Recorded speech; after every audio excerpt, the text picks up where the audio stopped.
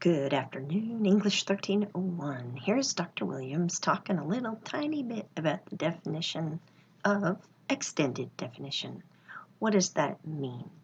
Well, it's not a simple sentence or a simple definition like, for example, cat is a mammal with 4 legs and a tail and 2 ears, and it's generally a mouser, and it can be domestic or wild. That's not much of an essay. No, what we're doing is an extended definition essay. So the term and the understanding of the term have to be more complex. Often what we define in this kind of thing is a quality or a particular behavior.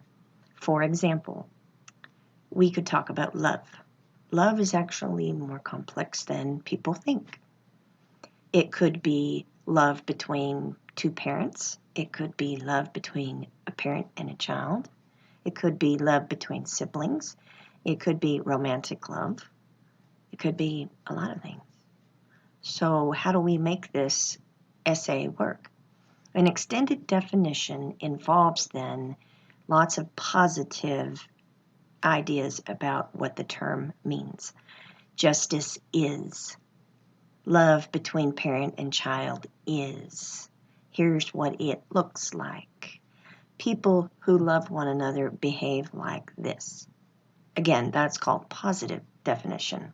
If that makes sense. You'll also be including negative definition.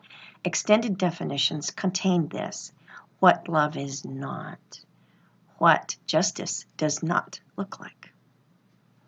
Some of the parts of this essay will probably be generic examples, but they must be examples.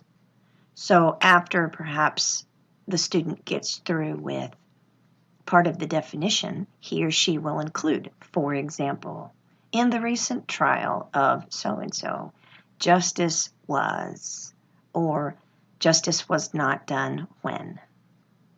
However, personal examples are also expected in papers like this because the argument is better made if personal examples are included. This is kind of the how do you know what you're talking about part. I hope this makes sense. To wrap up then, we're going to have positive definition of a quality, a behavior, or a more specific term than perhaps just love or cat. We're also going to have negative definition.